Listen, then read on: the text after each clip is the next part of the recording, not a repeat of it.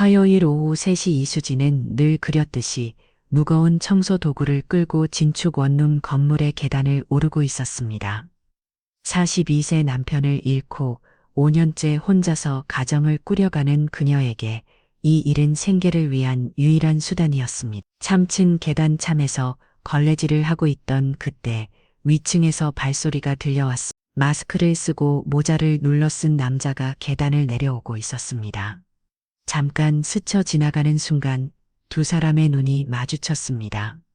조진의 손에서 걸레가 떨어져 그 눈빛, 그 걸음걸이, 그 어깨에선 5년 전 산속에서 추락사로 죽었다던 남편 김태원과 너무나 닮아 있었습니다. 조진이 입을 열려는 순간 남자는 황급히 고개를 돌리며 계단 아래로 사라졌습니다.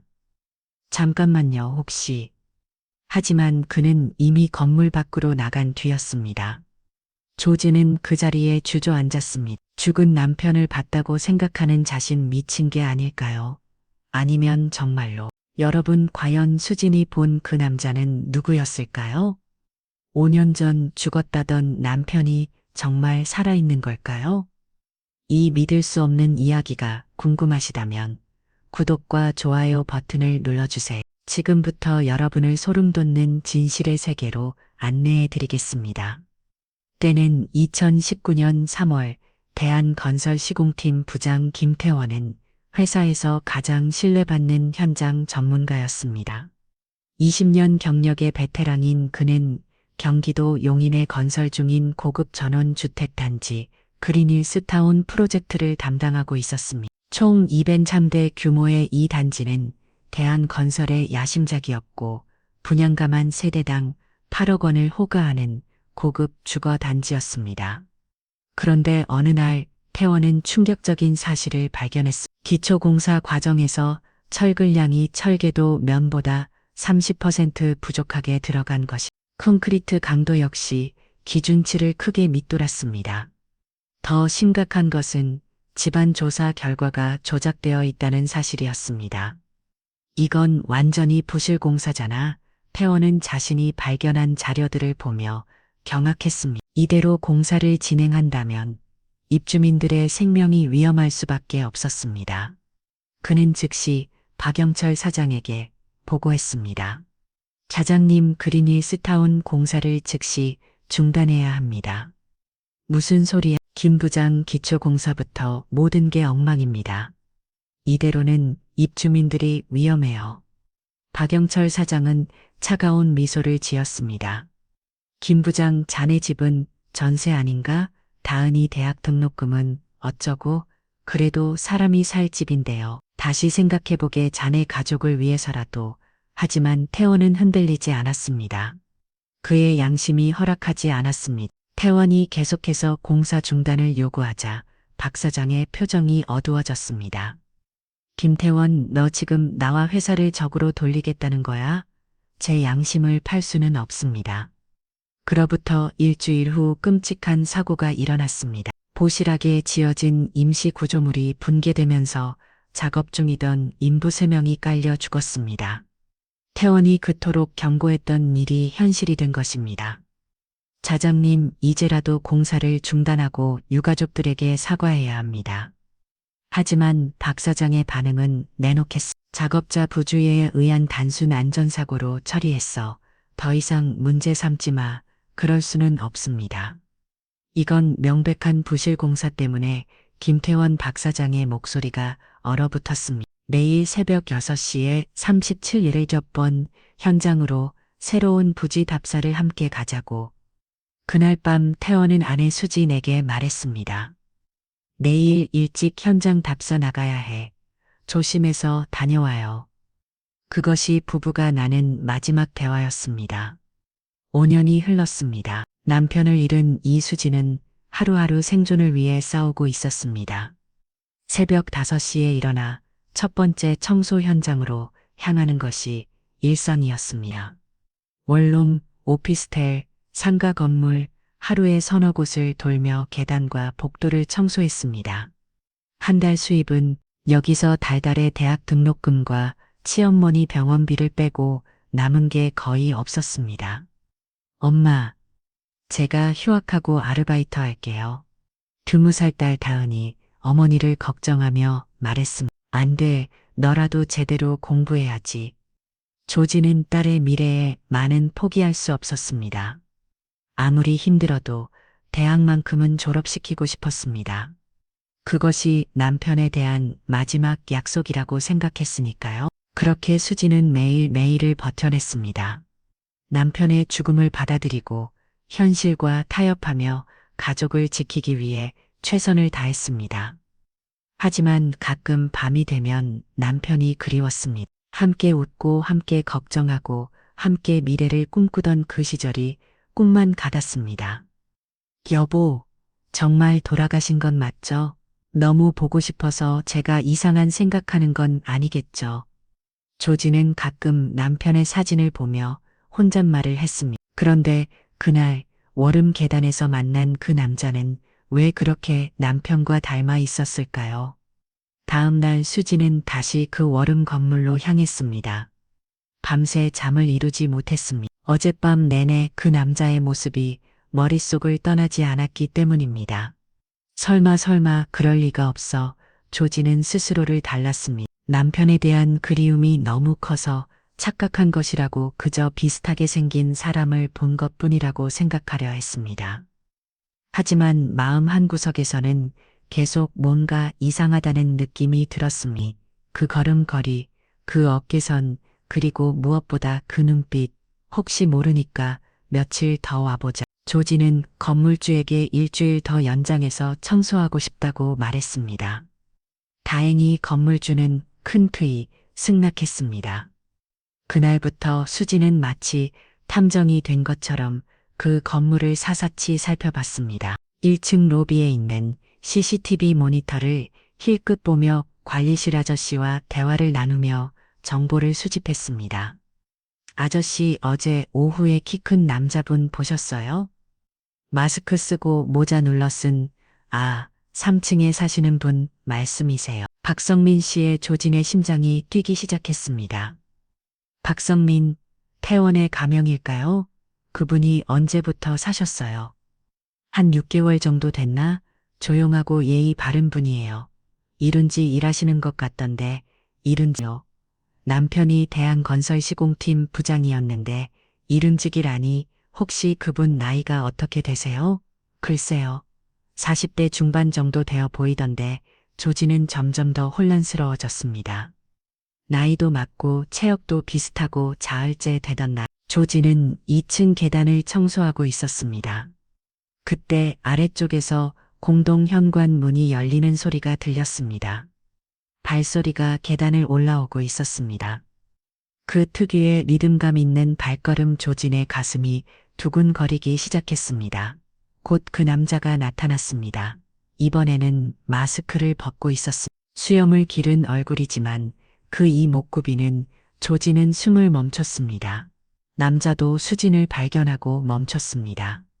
두 사람은 몇 초간 서로를 바라봤습니다. 남자가 먼저 고개를 돌리며 3층으로 올라갔습니다. 하지만 수지는 확신했습니다.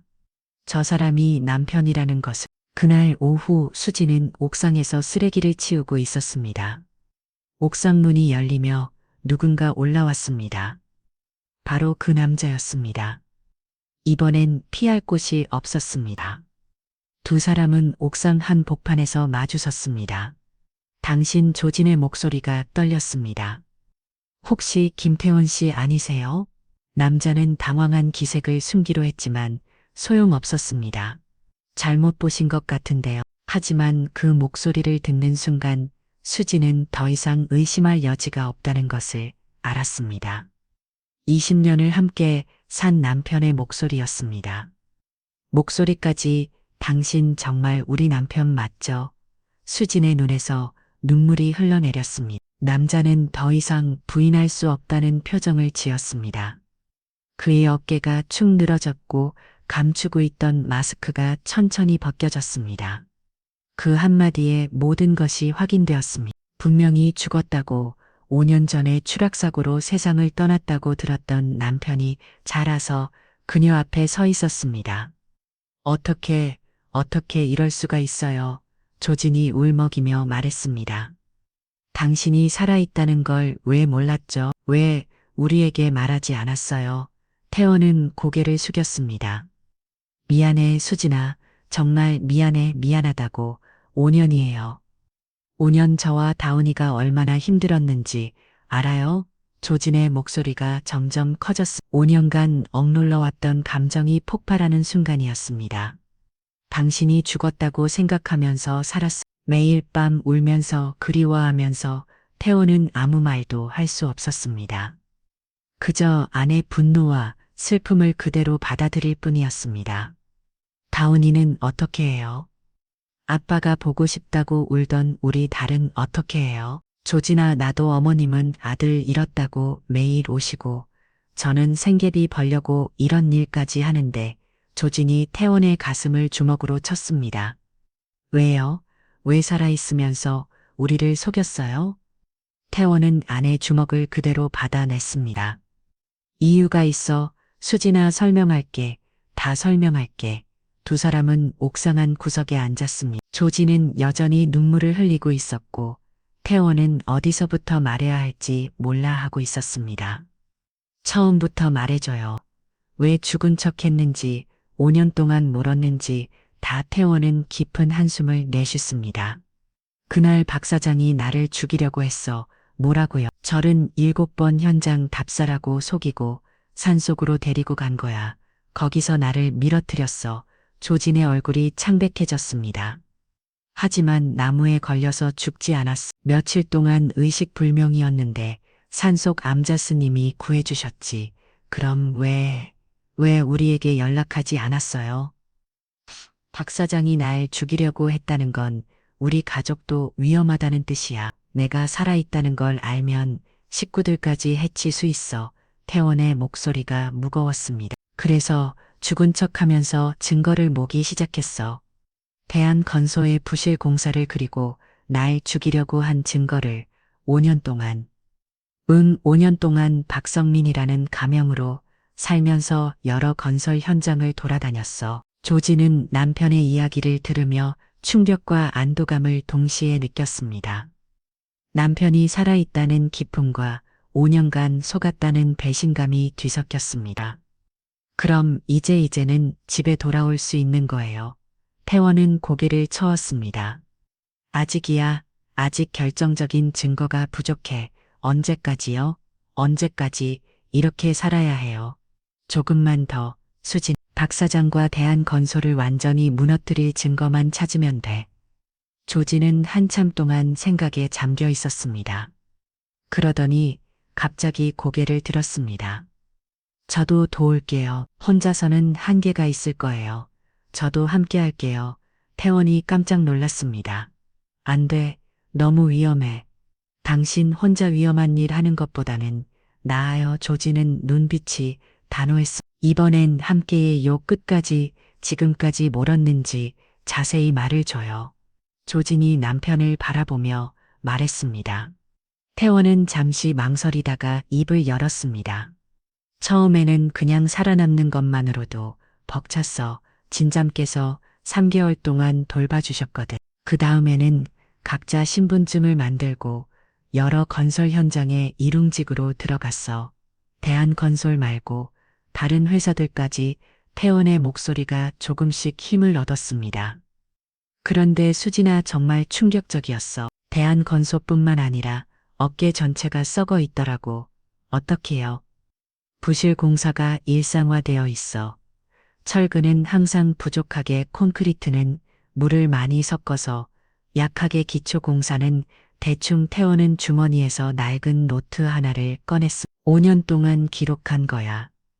어떤 현장에서 어떤 부실 공사를 했는지, 누가 지시했는지. 조진이 노트를 받아들여다 봤습니다. 빽빽하게 적힌 글자들과 사진들, 그리고 도면들까지. 이렇게 많이. 특히 그린힐스 타운 입주민들을 만났을 때는 정말 화가 났어. 태원의 표정이 어두워졌습니다. 입주한 지 2년 만에 벽에 금이 가기 시작했어. 3년 차에는 천장에서 물이 새고 지금은 기초가 침하되고 있어. 얼마나 심각한데요? 201호에 사는 박정민 씨 집은 거실 바닥이 5cm나 기울어졌어. 아이가 공을 굴리면 한쪽으로만 굴러가 조진이 손으로 입을 막았습니다. 304호 김영희 씨는 겨울에 동파 사고가 나서 집안이 완전히 망가졌는데 건설회사에서는 입주민 과실이라고 발뺌에 세대당 8억 원씩 주고 산 집이 그렇게 됐다고요? 더 심각한 건 아이들이 채집 증후군 도심하고 곰팡이 때문에 알레르기 환자가 속출하고 있어. 태원은 핸드폰에서 사진들을 보여줬습니다. 갈라진 벽 곰팡이가 빈 천장 기울어진 바닥들 이 모든 게 5년 전 내가 경고했던 부실 공사 때문이야. 그래서 복수하려는 거예요? 복수가 아니야. 수진아. 태원이 고개를 저었습니다. 전이야 박영철과 대한건설이 제대로 된 처벌을 받아야 해. 하지만 혼자서는 한계가 있겠네요. 맞아. 지금까지는 현장 직원들 증언이나 사진 자료 정도만 모을 수 있었어. 하지만 결정적인 증언은 태원이 말을 멈췄습니다. 회사 내부 자료가 필요해. 이메일 회계장부 설계 변경 지시서 같은 것들 수진이 무릎을 쳤습니다. 그럼 제가 대한건설 본사에 취업하면 되잖아요. 뭐라고? 청소업체 통해서 본사 약한 청소원으로 들어가는 거예요. 태원이 깜짝 놀랐습니다. 미쳤어. 너무 당신이 5년 동안 혼자 위험한 일한 것보다는 낫죠. 수진의 제안에 태원은 한참 고민했습니다. 정말로 할 수 있겠어? 해야죠. 이제 우리 가족이 당당하게 살려면 태원이 깊은 한숨을 내쉽습니다. 좋아하지만 조건이 있어. 뭔데요? 절대로 무리하지만 위험하다 싶으면 바로 그만둬. 알았어요. 그리고 연락을 자주 해. 하루에 한 번은 안전하다는 신호를 보내. 수진이 고개를 끄덕였습니다. 구체적으로 뭘 찾아야 해요? 태원이 노트를 펼쳤습니다. 첫 번째, 그린힐스 타운 관련 모든 내부 문서. 특히 설계 변경 지시서와 자재 구매 내역. 두 번째, 박영철 사장의 개인 이메일과 통화키로 내가 죽었다고 발표했을 때 누구랑 어떤 이야기를 했는지. 세 번째는 회계장부, 부실공사로 절약한 돈이 어디로 갔는지 추적해야 해. 수진이 메모함이 엇물었습니다. 자장실까지 들어갈 수 있을까요? 야간 청소원이면 가능해. 대부분 회사들이 밤에 청소하거든. 그럼 언제부터 시작할까요? 일주일 후부터 먼저 청소업체에 지원해서 대한건설 담당자로 배정받아야 해. 태원이 수진의 손을 잡았습니다. 수진아, 정말 고마워. 혼자서는 할 수 없는 일이었어. 당연한 거죠. 우리 부부잖아요. 그때 수진의 핸드폰이 울렸습니다. 딸 다은이에게서 온 전화였습니다. 엄마 언제 들어와요? 할머니가 찾으세요. 수진이 당황했습니다.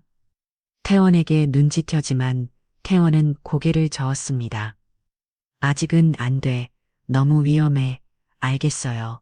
다은아, 엄마 좀 늦을 것 같아. 할머니께 죄송하다고 전해드려. 엄마 목소리가 이상해요.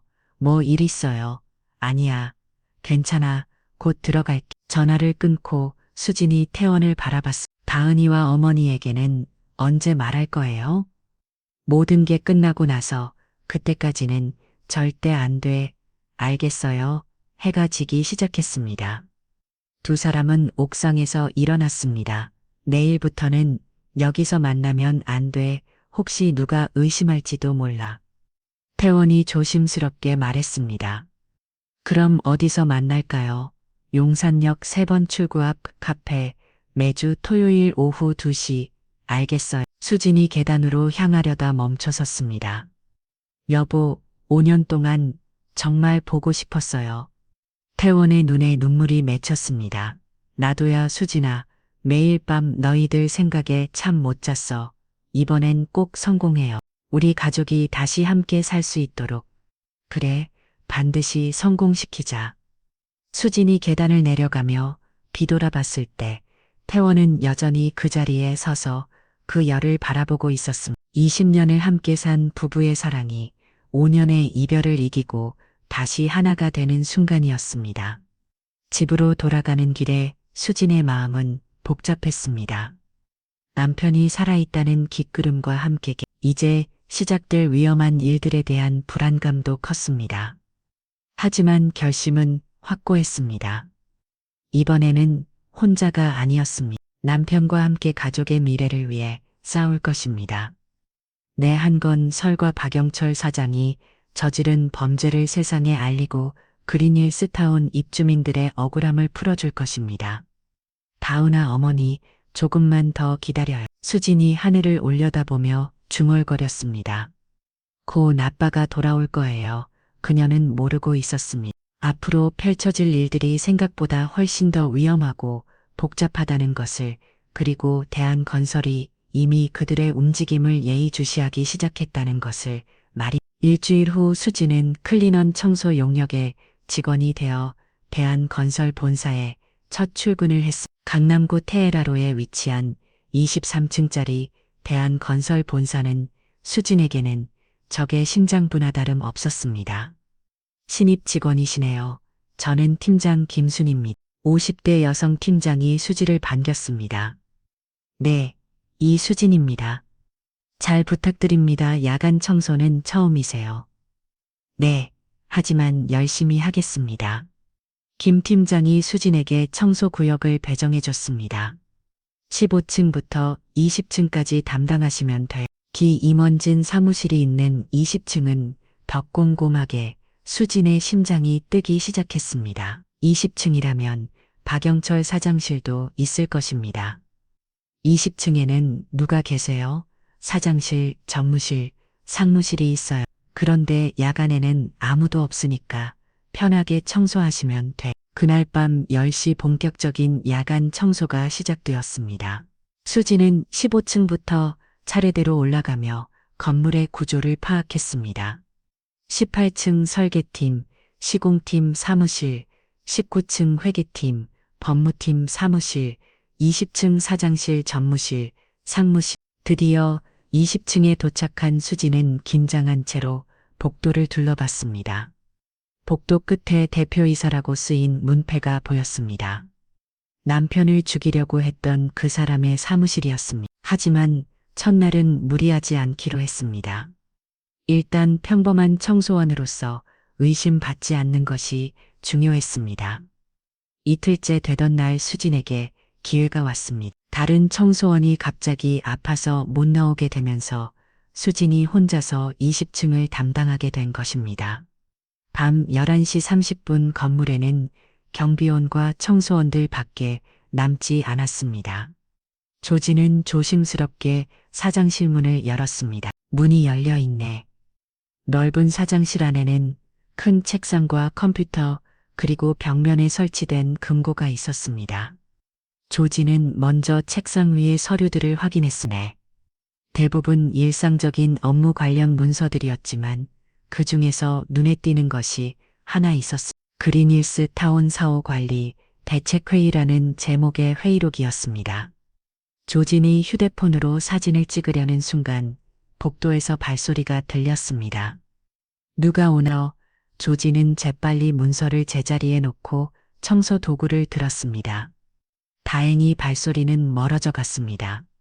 조진은 박 사장의 컴퓨터를 켜봤습니다. 다행히 비밀번호 없이 접근할 수 있었습니다. 이메일함을 열어보니 수천 개의 이메일이 있었습니다. 조진은 검색창에 김태원이라고 입력했습니다. 이건 검색 결과에 충격적인 이메일들이 나왔습니다.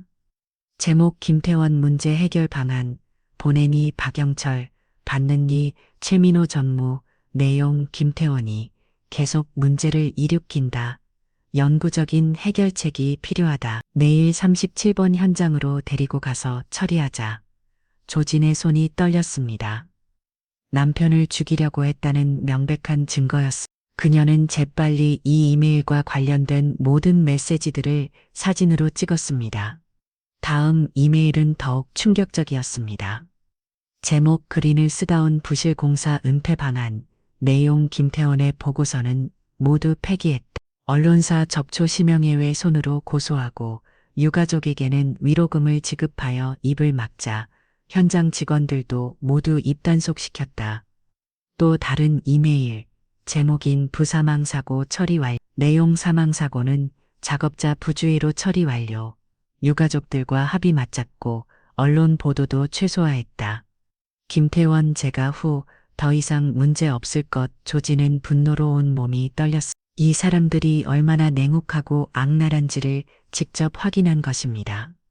컴퓨터 자료만으로도 충분했지만 조지는 금고도 확인해 보고 싶었습니다. 금고는 전자시 비밀번호 잠금 장치가 되어 있었습니다. 조지는 태원이 가르쳐준 대로 박 사장의 생년월일을 입력해 봤습니다. 틀렸습니다. 마지막으로 그린힐스타운 착공일을 입력해 봤습니다. 금고가 열렸습니다. 금고 안에는 현금과 함께 여러 문서들이 들어 있었습니다. 그 중에서 기밀 도장이 찍힌 파일 하나가 눈에 띄었습니다. 파일을 열어보니 그린힐스타운의 실제 설계도와 시공 지시서가 들어 있었습니다. 공식 설계도와 완전히 다른 내용이었습니다. 절글량은 절반으로 콘크리트 강도는 70% 수준으로 줄인 것이 명시되어 있었습니다. 이런 악마들. 조지는 이 모든 서류를 사진으로 찍기 시작했습니다. 조진이 마지막 문서를 촬영하고 있을 때였습니다. 갑자기 사장실 문이 열렸습니다. 이 시간에 여기서 뭐 하는 거요? 최민호 전무가 문 앞에 서 있었습니다. 조진의 심장이 멈추는 듯 했습니다. 청소하러 왔는데요. 수진이 겨우 말을 꺼냈습니다. 청소. 그런데 금고가 왜 열려 있죠? 최령무의 눈빛이 날카로워졌습니다. 금고요? 저는 몰라요. 처음부터 열려 있었는데요. 거짓말하지 마요. 금고 비밀번호는 사장님 밖에 몰라요. 최령무가 수진에게 다가왔습니다. 휴대폰 가지고 있죠? 좀 봅시다. 조진의 핸드폰에는 방금 찍은 모든 증거 사진들이 들어 있었습니다. 왜요? 개인 휴대폰인데 의심스러운 행동을 했으니까 확인해야죠. 최 전무가 손을 내밀었습니다. 바로 그때 복도에서 다른 청소원의 목소리가 들렸습니다. 수진 씨 어디 계세요? 김 팀장이었습니다. 이 소리를 들은 최 전무가 잠깐 주의를 돌린 사이 수진은 재빨리 찍었던 사진을 태원에게 전송했습니다. 그리고 바로 사진들을 삭제했습니다. 여기 있어요. 수진이 큰 소리로 대답했습니다. 김 팀장이 사장실로 들어왔습니다. 전무님도 계시네요. 야간에 왜 이리세요? 김 팀장이 의아해했습니다. 소류가 지로 잠깐 들렀어요. 최 전무가 당황하며 둘러댔습니다. 수진 씨, 청소 다 끝났으면 내려가죠. 네, 팀장님. 수진은 김 팀장과 함께 사장실을 나왔습니다. 최 전무는 여전히 의심스러운 눈빛으로 그들을 바라봤지만 더 이상 뭐라고 할 수 없었습니다. 엘리베이터에 단 후 김 팀장이 물었습니다. 전무님이 뭐라고 하던가요? 별거 아니에요. 그냥 청소 잘하라고. 이상하네. 보통 야간에는 임원들이 안 오는데. 수지는 가슴이 터질 듯이 드는 것을 느꼈습니다. 겨우 위기를 넘겼지만 이제 최 전무가 의심하기 시작했습니다. 집에 돌아온 수지는 즉시 태원에게 연락했습니다. 여보, 사진 받았어요. 받았어요. 대단해. 수진아, 이 정도면 충분해. 하지만 들켰을 수도 있어요. 최 전무가 의심하고 있어요. 전화기 너머로 태원의 숨소리가 거칠어졌습니다. 그럼 이제 그만둬. 더 이상은 위험해. 하지만 아직 안 돼. 지금 있는 증거만으로도 충분해. 더 이상 위험을 감수할 필요 없어. 추진도 동의했습니다. 실제로 너무 위험했고 언제 정체가 드러날지 몰랐습니다. 알겠어요. 내일부터는 안 나갈게요. 고마워. 수진아, 정말 고생했어. 이제 어떻게 할 거예요? 검찰에 고발할 거야. 이 정도 증거면 충분해. 추진은 안도의 한숨을 내쉽습니다. 드디어 끝이 보이기 시작했습니다. 하지만 그들이 모르는 것이 있었습니다. 내한 건설이 이미 그들의 정체를 파악하고 있다는 것을, 그리고 마지막 반격을 준비하고 있다는 것을 말입니다. 추진이 청소일을 그만둔 지사흘이 지났을 때였습니다. 태원의 휴대폰에 낯선 번호로 전화가 걸려왔습니다. 여보세요, 김태원 씨죠? 냉랭한 남자의 목소리였습니다. 태원의 얼굴이 굳었습니다. 누구세요? 대한건설 박영철 사장입니다. 태원의 심장이 빠르게 뛰기 시작했습니다. 5년 만에 듣는 그 목소리였습니다. 오랜만이네요. 김 부자. 어떻게 내 번호를 자네 부인이 우리 회사에서 일했잖아. 진력이 참 좋던 박 사장이 비오는 듯한 어조로 말했습니다. 무슨 말이야? 청소 참 깨끗하게 하던데 자료 복사는 더 깨끗하게 하더라고. 태원은 수진이 들켰다는 것을 깨달았습니다. 내 아내게 손대지만 그럼 내 말을 들어. 오늘 밤 10시에 그린 일스타운 37번지로 절은 7번지 5년 전 자신이 죽을 뻔했던 그곳이었습니다. 안 가면 어떻게 할 건데 자네 부인과 그리고 어머니가 어떻게 될지는 모르겠네. 함정인 걸 알면서도 태원은 즉시 수진에게 연락했습니다. 수진아, 지금 어디야? 집에 있어요. 왜요? 박 사장이 연락했어. 우리 들켰어. 뭐라고요? 지금 당장 다은이랑 어머니 모시고 안전한 곳으로 피해. 당신은 어떻게 해요? 나는 박 사장을 만나러 가야겠어. 안 돼요. 함정인 것 뻔하잖아요. 하지만 가족을 위험에 빨릴 수는 없어. 수진이 울먹이며 말했습니다. 이번엔 혼자 가지 마요. 저도 함께 갈게요. 절대 안 돼. 5년 전처럼 혼자 당하라고요. 이번엔 다르게 해야 해요. 태원은 잠시 고민했습니다. 방법이 있어. 어떤 방법이요? 모든 걸 실시간으로 방송할 거야. 방송이요? 그래, 내가 하는 기자에게 연락해서 인터넷 생중계를 하는 거야. 태원이 설명했음. 박 사장이 뭘 하든 뭘 말하든 전국에 생중계될 거야. 그럼 우리를 해칠 수 없어.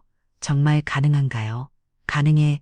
지금 준비 중이야. 태원은 이미 5년 동안 알고 치는 탐사보도 전문 기자 김진수에게 연락을 취한 상태였습니다. 김 기자 대한건설호의 모든 비리를 폭로할 결정적 순간이야. 정말인가요? 그럼 저희가 생중계 준비할게. 밤 10시 그린힐 스타원 31 7번지 미완성 건물들이 흉물스럽게 서 있는 이곳은 여전히 공사가 중단된 상태였어. 태원과 수진이 도착했을 때 박영철 사장과 최민호 전무가 이미 기다리고 있었습니다. 오랜만이야 박 사장이 냉소적으로 웃으며 말했습니다. 부인도 함께 오셨네. 청소 실력이 뛰어나다던데. 수진이 남편 뒤로 숨었습니다. 태원은 주머니 속 휴대폰이 녹화 중인 것을 확인했습니다. 7시간 생중계가 시작된 것입니다. 5년 만이네 박 사장. 그래 그때 확실히 처리했어야 했는데 내가 실수했어. 실수. 사람을 죽이려고 한 게 실수야. 죽이려고 했다고? 증거라도 있어. 박 사장이 큰 소리로 웃었습니다. 그는 자신들의 대화가 생중계되고 있다는 사실을 모르고 있었습니다. 증거는 충분해. 내가 보낸 임의 회계 조작기로 부실 공사치 시서까지 그런 것들이 무슨 소용이야. 법정에서는 통하지 않. 그럼 내 입으로 직접 말해줄래? 5년 전 여기서 나를 밀어뜨린 것도 그린힐스 타운 부실 공사도. 박 사장의 표정이 변했습니다. 김태원 너 지금 녹음하고 있는 거 아니야? 녹음 이미 늦었어. 태원이 휴대폰을 들어 보였습니다. 화면에는 라이브 방송이 켜져 있었습니다. 뭐야 이게. 박 사장이 당황했습니다. 지금 이 순간이 전국에 실시간으로 방송되고 있어. 내가 한 말 모두 기록되고 있고 최 전무가 다급하게 박 사장을 말렸습니다. 사장님 이제 그만하시죠. 하지만 박 사장은 이미 이성을 잃었습니다. 생중계든 뭐든 상관없어. 너희들 오늘 여기서 죽는다. 죽인다고 5년 전처럼. 그래 5년 전에 너를 여기서 밀어뜨렸지. 그런데 죽지 않고 살아서 우리 회사를 망치려고 하잖아. 박 사장이 소리쳤습니다. 전국의 시청자들이 이 장면을 지켜보고 있었습니다. 그린힐스 타워는 처음부터 비자금 조달용이었어. 절근, 콘크리트 손대서 30%나 절했겠다고 사장님. 최 전무가 필사적으로 말렸지만 소용없었습니다. 인부 3명 죽은 것도 내 책임이야. 괜히 문제 삼지만 안 얻어도 조용히 넘어갔을 텐데 태원이 차분하게 말했습니다. 더 말해봐. 입주민들이 얼마나 고생하고 있는지도. 입주민들 그런 것까지 신경 쓸 게 모이서 돈만 받으면 그만이지. 박 사장이 완전히 이성을 잃고 모든 것을 자배했겠습니다. 그때 사이렌 소리가 들렸습니다. 경찰차 여러 대가 현장으로 달려왔습니다. 생중계를 보고 있던 시청자들이 경찰에 신고를 한 것입니다. 대한건설 박영철 사장님 차림이 수화 업무상과 실치사 혐의로 긴급 체포합니다. 경찰관이 수갑을 꺼내며 말했습니다. 내가 뭘 잘못했다고. 방금 전 생중계에서 모든 범죄를 자백하셨습니다. 박 사장이 그제야 자신이 무엇을 했는지 깨달았습니다. 하지만 이미 늦었습니다. 전국의 수만 명이 그의 자백을 듣고 봤습니다. 다음 날 아침 모든 언론이 대한건설 사건을 톱뉴스 보도했습니다. 대한건설 박영철 사장 살인미수 자백, 그린 일스타운 부실, 공사 진실 드러나 5년간 숨어지는 김태원 씨, 급적생한 대원과 수지는 집에서 뉴스를 보며 서로의 손을 꼭 잡았습니다. 여보, 우리 해냈어요. 그래, 정말 해냈어. 그때 현관문이 열렸습니다. 학교에서 돌아온 딸 다은이었습니다. 엄마 저 왔어요. 다은이 거실로 들어오다가 소파에 앉아있는 낯선 남자를 보고 멈춰섰습니다. 엄마 이분은 누구세요? 조진이 눈물을 흘리며 말했습니다. 다은아 아빠야. 네 아빠가 살아서 돌아왔어. 다은이 믿을 수 없다는 표정으로 태원을 바라봤습니다. 태원이 천천히 일어나 딸에게 다가갔습니다. 다은아 아빠야. 다은의 눈에서 눈물이 흘러내렸습니다. 아빠 정말 아빠예요? 그래, 내 딸. 부녀는 5년 만에 포옹했어. 거실 안쪽에서 할머니도 나와 이 광경을 보며 기뻐했습니다. 우리 아들 정말 살아서 돌아왔구나. 한 달 후 박영철과 최민호는 각각 살인 미수, 업무상과 실치사, 사기 등의 혐의로 기소되었습니다. 그린힐스타운은 전면 재건축이 결정되었고 입주민들은 손해배상을 받게 되었습니다. 태원은 건설업계 내부고 발자보호단체에서 일하며 부실공사 척결 활동에 나섰습니다. 조지는 더 이상 청소 일을 할 필요가 없어졌지만 자원봉사로 어려운 이웃들을 돕는 일을 시작했습니다. 다운이는 건축학과로 전과해서 아버지의 뒤를 잇기로 결심했습니다. 아빠처럼 정직한 건축과가 달라요.